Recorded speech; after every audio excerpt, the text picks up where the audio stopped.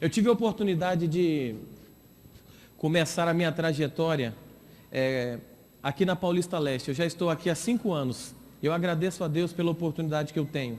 E nós fizemos vários evangelismos aqui na Zona Leste, próximo aqui na Zona Norte, na Zona Oeste. E em um desses evangelismos que nós fomos realizar aqui na Zona Norte, eles convidaram um obreiro para me ajudar naquele evangelismo. Nós estaríamos pregando durante 3 meses.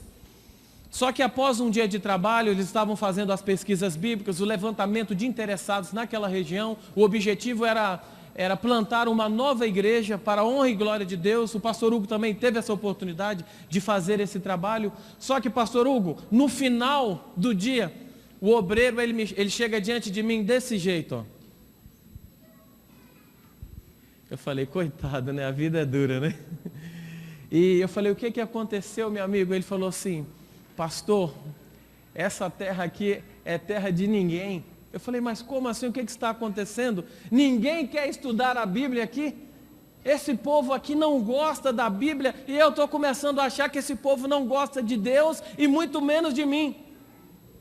E na hora eu não quis rir, para não deixar ele sem graça, eu chamei ele para sentar, dei um copo d'água para ele, o abracei, orei com ele e eu perguntei para ele, meu amigo, será que não existe ninguém nessa região que Deus não queira salvar?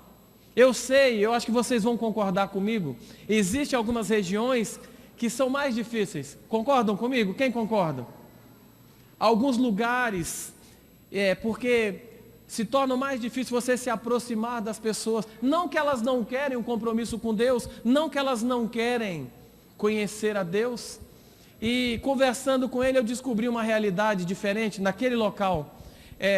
Num raio de cerca de 2 a 3 quilômetros, nós tínhamos aproximadamente quase 30 denominações diferentes, igrejas evangélicas. E assim, eu tenho muitos amigos e pastores de outras denominações, e vocês sabem que quando nós vamos estudar a Bíblia com pessoas de outras denominações, a primeira resposta que ela diz é o seguinte, olha, o estudo bíblico é para o neófito, eles usam essa expressão, nós já conhecemos a palavra de Deus, nós não temos necessidade. Normalmente é assim que as pessoas respondem para a gente. E o que aconteceu? E ele disse assim, pastor, e ninguém quis me receber, ninguém quis estudar a Bíblia. Eu falei, amanhã nós vamos sair juntos. E logo pela manhã nós saímos, nós oramos, e fui na primeira casa que eu fui, foi a última casa que fechou a porta para ele. E quando nós chegamos lá, o rapaz disse assim, eu vim e trouxe o pastor. Aí ele, pastor, que bênção, entra. E eles chegaram e disseram assim, pastor, primeiro nós queríamos te pedir desculpa, ontem o obreiro veio aqui, e ele disse que queria que nós estudássemos a Bíblia, mas nós já conhecemos a Bíblia, pastor, e isso é para o neófito. Mas o que o senhor veio fazer aqui? Qual é o motivo da sua visita?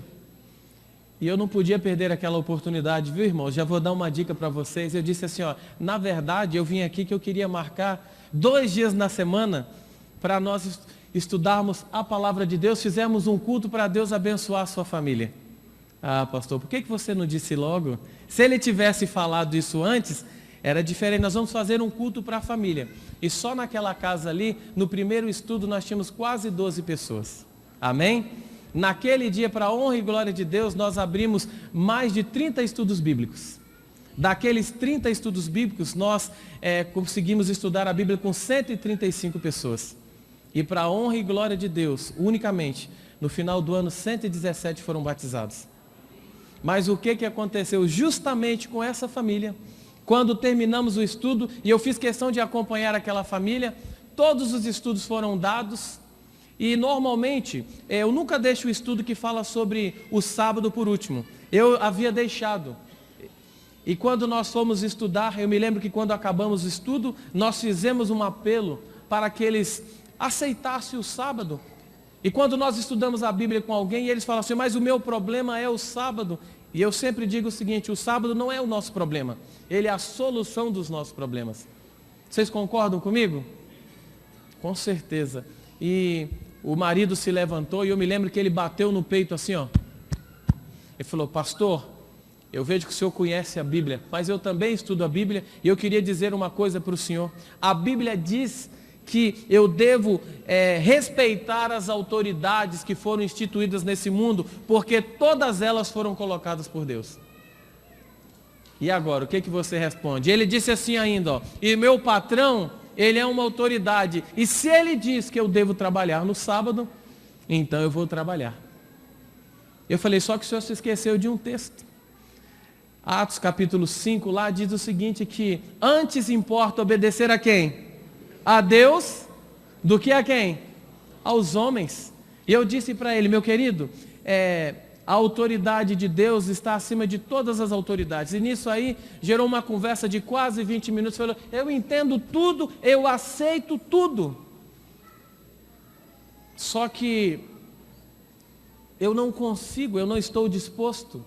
E nisso eu percebi que a esposa havia se emocionado, os filhos também, era uma família grande. E eu disse para ele o seguinte: amigo, uma coisa que eu aprendi dando estudos bíblicos é que chega um momento que a parte humana, ela termina. Nós devemos trabalhar em parceria com Deus.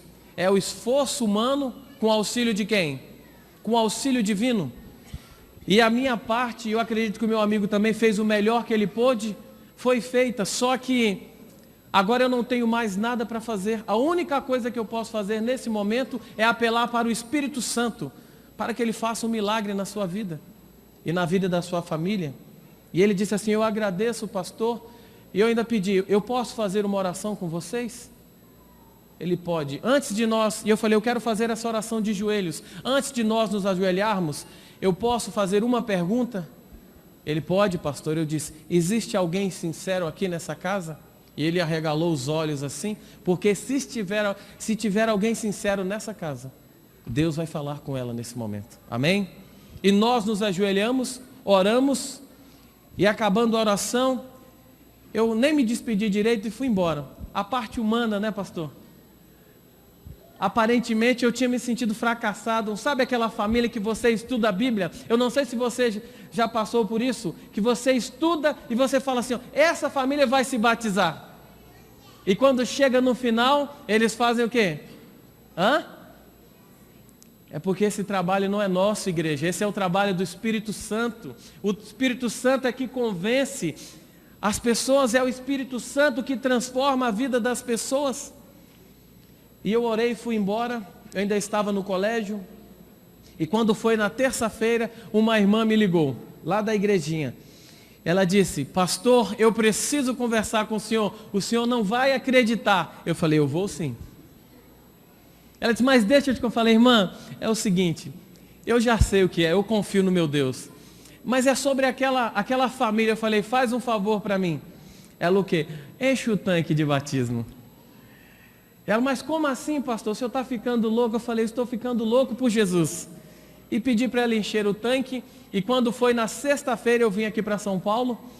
E quando eu cheguei, fui visitar a família. E eu fiquei sabendo o que aconteceu. Vocês se lembram da oração? Que eu perguntei se tinha alguém sincero. E assim, eu nunca vi uma pessoa sincera, que realmente abre o coração para Deus, que estuda a sua palavra, que fica sem respostas. E quando eu cheguei na casa, estava toda a família reunida. Nós estudamos um outro tema da palavra de Deus. Eu falei sobre decisão e ela chegou para mim e disse o seguinte: pastor, a mesma coisa, o senhor não vai acreditar o que aconteceu comigo. E eu respondi o que? Adivinha? Eu vou sim.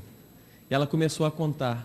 Quando foi no sábado à noite, ou no domingo, eu não me lembro, eu tive um sonho. E esse sonho mexeu muito comigo. Principalmente quando eu me lembrei da oração que o senhor tinha feito.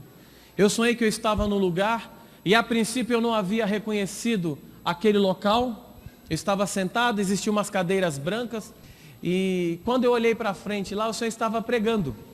O senhor estava falando sobre decisão, o senhor estava falando sobre a igreja verdadeira, o senhor estava pregando vários assuntos, e o senhor estava justamente com um terno claro que eu vi o senhor pregar outro dia.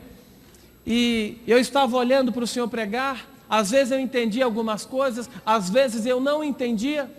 Só que de repente, eu sentado, eu estava no fundo daquele salão. Eu tive a impressão que alguém estava entrando e uma luz forte foi tomando conta daquele local. E quando eu olhei para o lado, pastor, eu tive uma visão fantástica, algo que eu nunca havia visto na minha vida.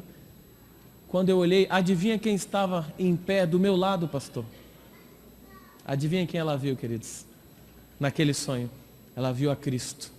E quando ela teve aquele sonho, ela me contando que Jesus se aproximou dela e começou a passar a mão na testa dela e disse assim, ó, eu vim aqui só para tirar suas dúvidas.